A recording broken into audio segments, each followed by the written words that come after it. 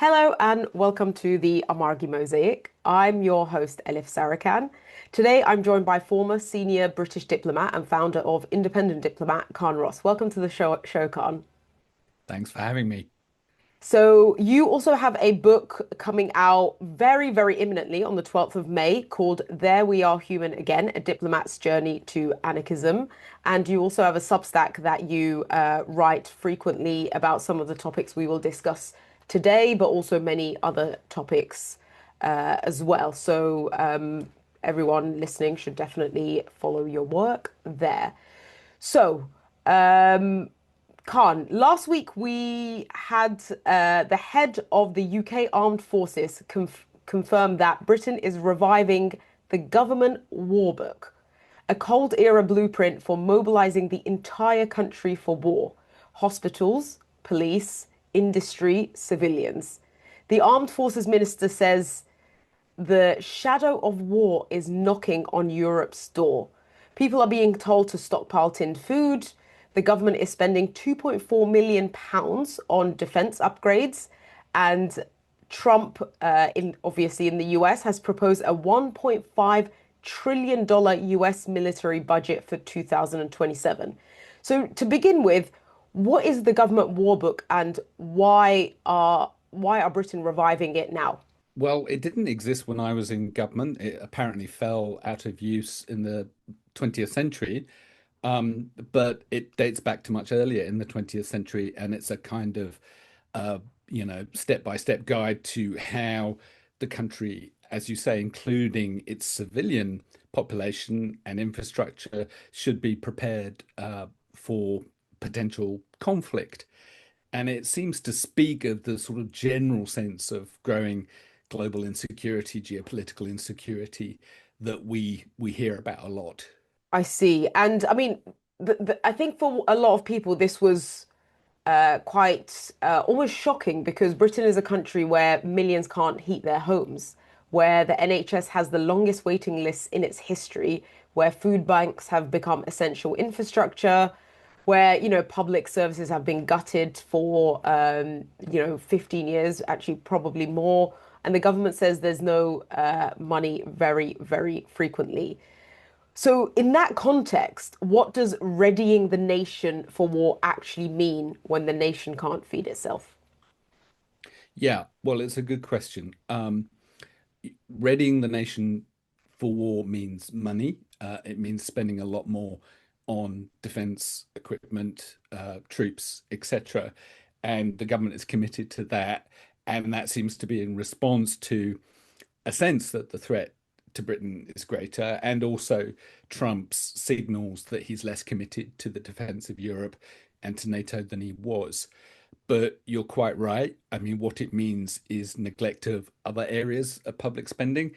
Um, the cost of living crisis, it's sometimes called.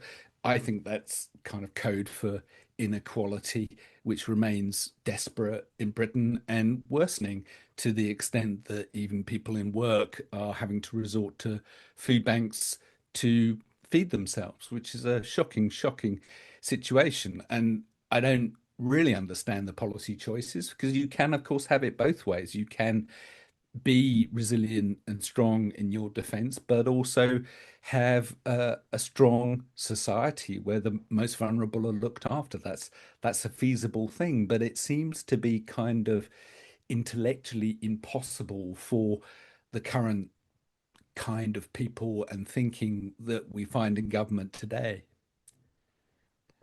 I mean, you resigned from the Office over the British and US decision to go to war on Iraq. You were essentially at the center of that machinery at the time. And now we're seeing, both war on Iran. There's been a lot of changes that we'll speak a bit more about in a second, in Syria. And the long promised less military presence in the Middle East by Trump's US has certainly not been materializing. So you've seen a similar situation before, or well, this is the question. As someone who quit over Iraq, what is similar and what is different about this moment? Well, a big difference is that Britain has not joined the Iran adventure of Trump and Israel, which is a good thing. And the Prime Minister cites the Iraq experience as one reason for that. The war against Iran is not justified, just as there was no justification for the war against Iraq. Both are wars of choice. There is, in terms of just war theory and morality, there is no worse thing to do than launch wars that you don't need to be fighting. And of course, it's Iranians above all who are suffering, but also the whole world is going to pay a price for this, just as it did with Iraq. I mean, wars have extraordinary consequences, not just immediately for the people who caught up in the fighting, but also for the world's politics, economy, for a long time to come. There will be reaction to this. There will be consequences triggered by this war, just as there were in Iraq. And I mean, Britain hasn't joined the war in, either active, bombing or troops on the ground, but a lot of people have raised the fact that Britain has allowed the US to use its bases, particularly in Cyprus. So is there a context, or is there a context that Britain could have said no to that use? Or is this one way of Britain not getting involved in, I guess, what could be the hot war, but still taking a side? Yeah, it's a good question. Of course, Britain could stop the US using its air bases. Spain has done that. It's forbidden the US to use its joint American-Spanish air bases in Spain, much to the irritation of the Americans. And um, the British government seems to be trying to have it both ways, not participate actively, but allow the US to use British air bases, allegedly only for defensive purposes. But that's pretty ludicrous when you see huge strategic bombers carrying many tons of bombs leaving these air bases, such as RAF Fairford, clearly not defensive. And clearly, this has been done to try to uh, ameliorate in some small way Trump's irritation and rage against the Brits for not participating more actively in the campaign, but it clearly has not worked if that was the aim. Yeah, I mean, moving on slightly, a few weeks ago, Ahmed al-Sharaa, also known as Mohammed al-Jalani, was welcomed at Downing Street and Buckingham Palace. This is a man who was a member of al-Qaeda. He led Hay'at Tahrir al-Sham, also known as HTS, which was a proscribed terrorist organization in Britain until October 2025, so mere months ago. You spent 15 years inside the Foreign Office. You know exactly how these decisions get made, on what basis, or you may have an idea. How does a former Al Qaeda member end up at Buckingham Palace? And what does that tell us about how British foreign policy actually works? It's a really good question. I mean, the West as a whole, including the US, which kind of holds the ring in the Middle East, has decided that Ahmad al-Sharaa is a good thing and can be relied upon to bring stability and democracy to Syria, despite his extraordinary past as a member of Al-Qaeda and the leader of Al-Qaeda's wing in Syria, which became known as the Al-Nusra Front, which then became the HTS. How that happens? Well, in his case, there seems to be a rather unusual relationship between him and Britain's National Security Advisor, Jonathan Powell, who used to run an NGO which advised Ahmad al-Sharaa. So there was a personal relationship there. But more generally for the Brits and for the West, I think this plays into a kind of savior syndrome, that we want to be the ones to identify who can save Syria, and that we've picked our guy, and all evidence to the contrary is going to be studiously ignored, including, for instance, the attacks against minorities across Syria, the growing evidence of uh, let's call it anti-democracy policy in Syria, etc. But there's a kind of arbitrariness to it, to be honest. That he appeared on the scene. Nobody expected the HTS to overthrow Assad in the incredibly rapid way that it did. And in a sense, Sharaa presented the world with a fait accompli. The other complicating factor here is Israel, which wants to make sure Syria never presents any kind of threat to it. And that is behind the scenes. Israel's wishes are very much driving American policy, for instance, and as a consequence, British policy. I think it's a mistake to see British policy as truly independent, coming to its own conclusions based on the evidence. That's not how it works. I mean, one of the main part of the statement that the that 10 Downing Street made after meeting with Ahmed al-Sharaa was that a strong commitment to freedom of navigation was declared or established by Ahmed al-Sharaa and the Prime Minister, which essentially was primarily referring to the Strait of Hormuz, but also in general, it seems like it suggests essentially Ahmed al-Sharaa positioning himself as a guarantor of, business as usual or business continuing in the region. Could this have something to do with it, or is that quite a limited way of looking at broad, British involvement in the Middle East? I think there is a worrying tendency to look at these places kind of discreetly as separate entities, that what's on in Syria is about Syria, when of course, as you suggest, it has much broader consequences. Um, I think the general sentiment in government is that Sharaa, he's not exactly our guy, but he's sympathetic to us. He's joined the American campaign against ISIS, which is rather remarkable given his own ideological background. He's also, made very clear that Syria is very much open for private investment, particularly from the Gulf. So to that extent, he's very much aligning with what the West wants. And even more remarkably, he's not making a fuss about the fact that Israel is occupying a significant slice of territory in the south of Syria and shows no sign of leaving. I mean, the fact that he's expected to tolerate that, I find absolutely incredible. But so far, he is. And that seems to be one price for American support. And if nothing else, he seems to be a pragmatist who wants to keep everybody, as many people on side as possible, which is understandable.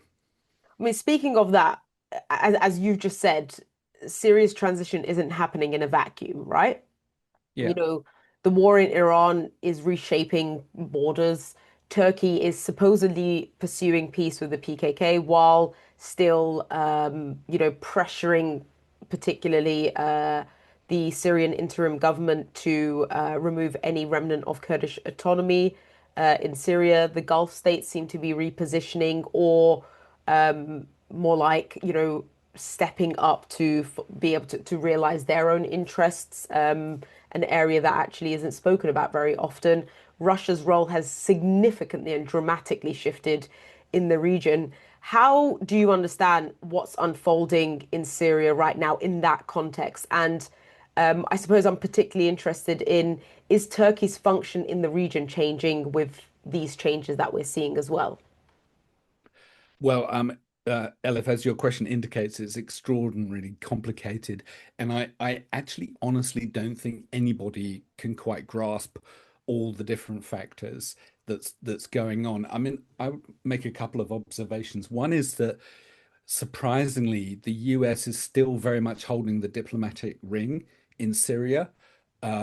It, for instance, has basically gave permission for the Sharaa government to invade the northeast, destroy the autonomous region in the northeast, an extraordinary betrayal of the northeast support for the US in the fight against ISIS. But the US seems to be leading the kind of sentiment of supporting Sharia. That's one general factor we can observe. The another is that Turkey is certainly competing for influence in Syria. It has invested an awful lot of political effort in its relationship with Sharia. They were the first to visit Sharia after he took Damascus, and they have a lot that they want to achieve in Syria, including basing their own forces in Syria. As you know, Turkey remains in occupation of slices of northern Syria. It appears they're trying to build air bases, reconnaissance centers, and whatnot across Syria. So there's a kind of contest for strategic dominance, but also at play are the Gulf states, not so much militarily, but certainly economically. And there we're seeing Gulf rivalries, such as between the Emirates and Saudi Arabia, playing out. Then there's Russia, which wants to keep its strategic presence in Syria, and Sharaa seems willing to allow them to do so, which is pretty astonishing given Russia's role in supporting the Assad dictatorship. Um, it's a really complicated picture. I think what we need to keep our eye on is the Syrian people, what's going on for them, and particularly for minorities, it's a very worrying picture. Attacks against Alawites in Latakia and the coastal regions continue, uh, more or less completely unreported. There has been, as you know, major assaults against the Druze minority in the south and against the predominantly Kurdish region of the northeast, where Sharar's forces were allowed to just invade that region. There were a lot of casualties, atrocities such as the desecration of corpses, etc. And this was green lighted by the West, which is deeply disturbing. And I think, given the geopolitical complexity, it behooves us to keep an eye on what's going on for real people. It sounds crass, it sounds banal, but actually, for me, that's the only measure of whether there is progress there or not. Well, let's zoom out for a bit because there is a longer pattern here, right? Britain, along with France, drew the borders of Iraq and Syria, or modern day Iraq and Syria, what we see now. It carved up the Middle East, after the fall of the Ottoman Empire. It helped install and sustain regimes whose collapse it later seemingly benefited from. It backed Saddam, then invaded Iraq. It's armed Gulf monarchies. Most, I guess, recently and most almost confusingly, it designated groups as terrorists, then deprescribed them when it was seemingly politically convenient. And now it's, as we've said, courting a former al-Qaeda leader while preparing its own population for war. So when we put it in that way, um, you know, it's important to also see that at every stage, the people who pay the heaviest price are the people of the region, right? And Mhm. you've walked through, the sat in rooms at the UN Security Council and like have engaged particularly with Rojava, so northeast Syria, at length and in a lot of detail. It might sound like a slightly odd question, but is it possible for Britain to ever be a force for good in the Middle East, or is the only way for it to completely withdraw from the region?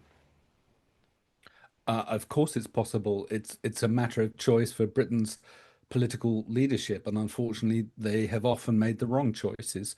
For instance, supporting Israel in its genocide of Palestinians in Gaza, not doing anything significant to restrain Israel in its settler colonialism in the West Bank, um, picking Sharaa over others as the future of Syria. It's a long list. Supporting human rights abusing Gulf autocracies. That has been the consistent record of the British government in the Middle East.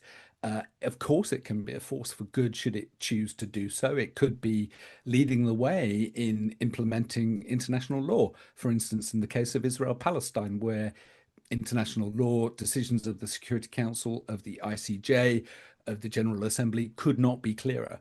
That it is the duty of all states to end the occupation of the West Bank and Gaza. And Britain, has not done that really ever. It has been complicit in the slow expansion of Israeli territory into Palestinian areas, and the force removal of the Palestinian population today, most visibly in the West Bank, but also in Gaza. Um, so I don't think we'll see the British withdraw. They think they have a big stake in the Middle East. Of course, energy supplies is part of it, but also these rather sick relationships with countries like Saudi Arabia, Qatar, and the Emirates, which are basically revolve around defense sales, where it is believed in the British government that having a close defense relationship gives you a close political relationship. I'm not at all sure that that equation actually applies.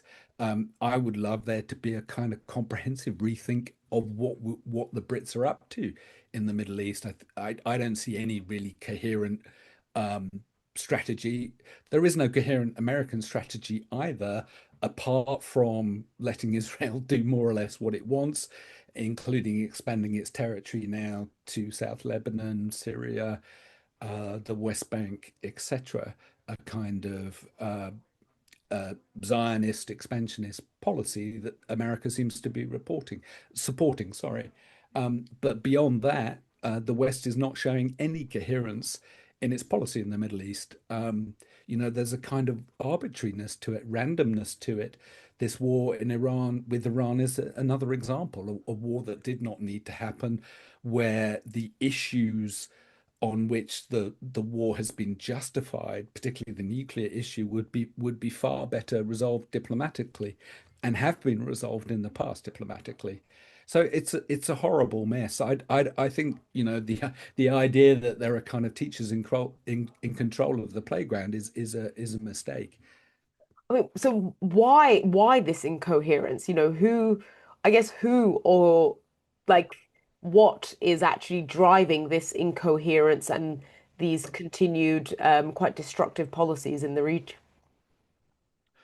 Gosh, well, you could write a PhD on that topic, Elif.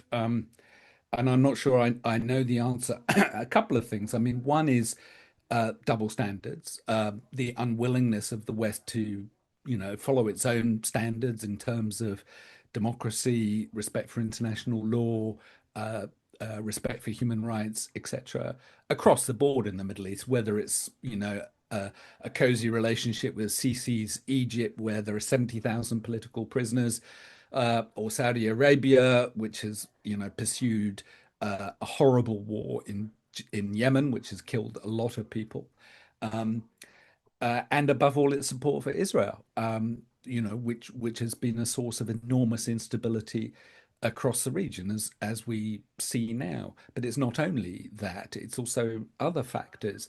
I think, we're in a kind of weird post-imperial moment. I mean, Europe is of course in its post-imperial moment, but they still, people like the French and the British still feel they have a kind of significant role to play in the Middle East. And to my surprise, people in the Middle East feel the same way, that the Europeans still have a significant voice. I actually don't see it that way. I think power is what counts. Israel's power and American power alongside them are the determinative factors in most of what's going on. It's not the only determinative factor, but I think that's where we should keep our eye fixed. Who's using power? Who has the most power? I'm afraid that analysis is probably the most important in explaining what's going on. I mean, in my conversation with someone else that I spoke to, a little while ago, who has done research particularly on, the essentially the elite involvement in the decision to go to war on Iraq. One of the suggestions, and what he says, Abama Nouri, where he suggests that, essentially, um, or questioning whether there are governments in the West anymore, in that, the quite vast influence that particularly arms companies have on government perhaps suggests that the real decision makers, because war is so good for business, may not be governments themselves. Now, I'd love to hear what you have to say, because as someone who has been at quite top level areas of the state, and particularly the British state, is there a truth to this? Is there a truth to the idea that perhaps governments themselves are not making the decisions? Is it the quite overreaching influence and power of arms companies, or is there still actually a strong state that somehow sees its interest in these wars and these interventions? Yeah, I certainly wouldn't take it as far as saying that defense companies, military suppliers take the decisions for states. I don't think that's the case.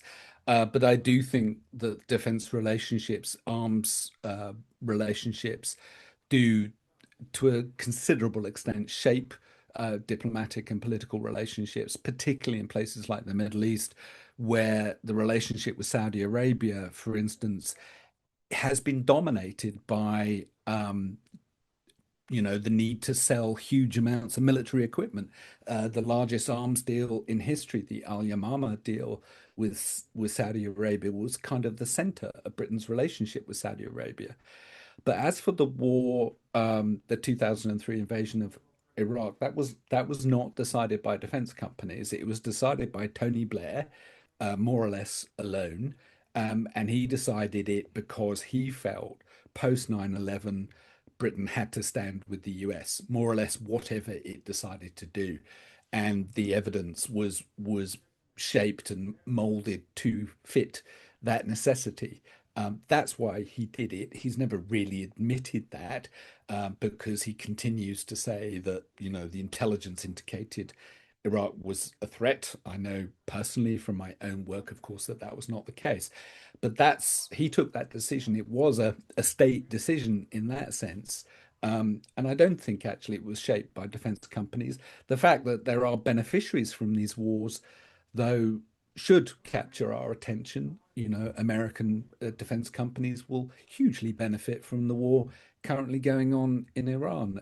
Oil traders will hugely benefit. There are winners from these wars, and they have influence. They operate behind the scenes in governments. It's no coincidence that Trump has decided as you mentioned earlier, has agreed the largest defense budget in U.S. history at the same time as he's conducting an unnecessary military adventure, supposedly for reasons of state, because supposedly Iran is a threat to the US in some way, which is a real exaggeration, just as it was an exaggeration to say that Iraq was a threat. So these deeper forces are certainly at play. As I say, though, I don't think at the end of the day they are necessarily decisive.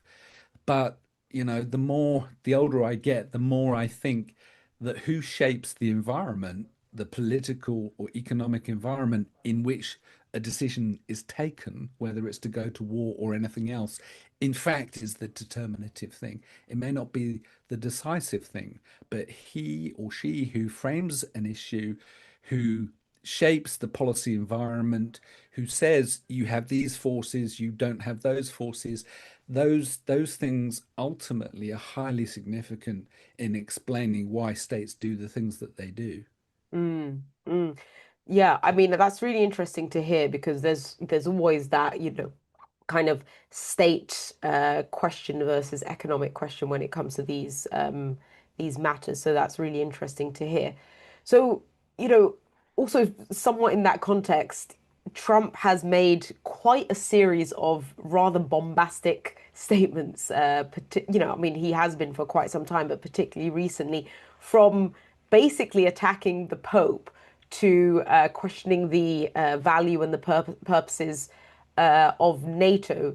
He's called it obsolete. He's kind of lashed out at European states and essentially lamented that the US has upheld NATO for decades. European leaders, in a way, in turn, are scrambling to rearm independently.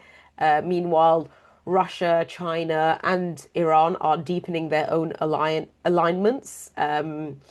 Intelligence sharing, military coordination, economic ties. Some people look at this and see a new Cold War. Others see it as the emergence of possibly a genuinely multipolar world. So, I guess my question is, what is happening to NATO?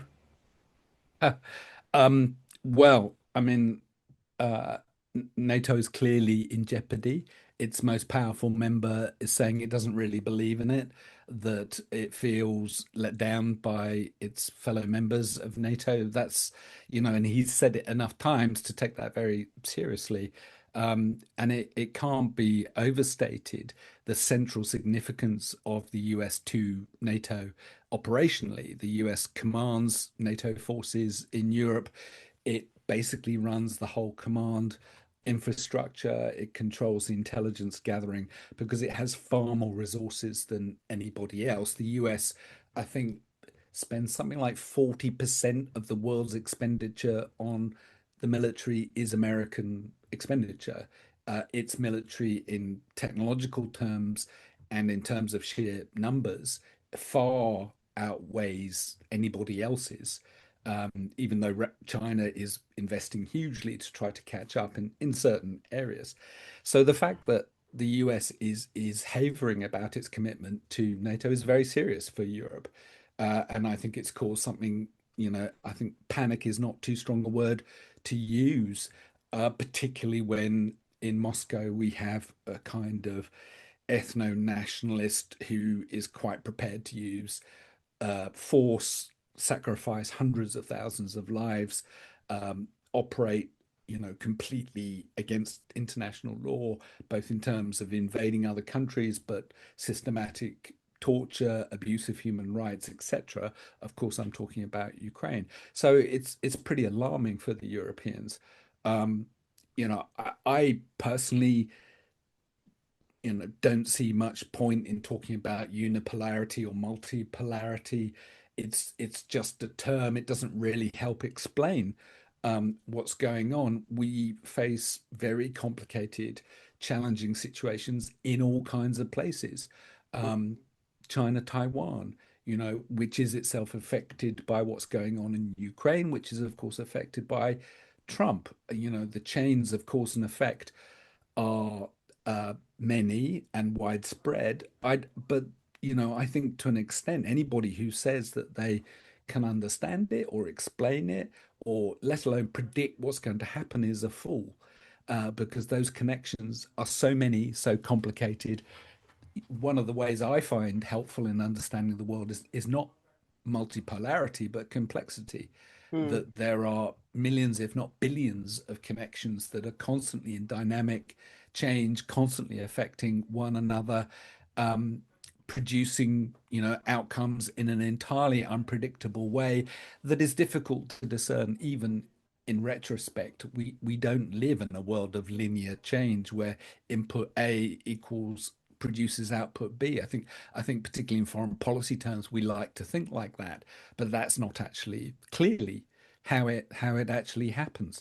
I mean, who would have thought, for instance, of the chain of events that led to the invasion of Iraq in 2003, or indeed the rise of Sharaa, who in some ways was a direct consequence of that. He fought the Americans in Iraq, was imprisoned by the Americans in Iraq, was radicalized, became a member of al-Qaeda, then fought in the Syrian civil war, then became president of Syria. I mean, who would have predicted such a chain of events? And even that is a gross oversimplification of what happened. Um, but in all of that, I think we have to think holistically. We have to try to think about how different events do affect different regions. What is going on in Iran is being watched very closely in Mm. China, just as just as much as what is going on in Ukraine. The degree to which the Europeans are rearming because of Trump's isolationism and hostility to NATO is of great significance, both militarily but also politically to the future of Europe. It's no coincidence that Starmer has started talking about essentially rejoining the EU single market. In actual terms, that's basically what he's saying. And the timing of that is no coincidence. It is because it is becoming very clear to the Brits that we are much safer investing in our relationships in Europe than with a country like the US. Mm. Well, thank you so much for your time and for your thoughts today, Khan. I'm sure there would be so much more to talk about, but we'll leave it here for now. So thank you so much for joining me. Thanks, Elif, a pleasure. And that's it for today's episode of the Amargi Mosaic. Until next time, take care.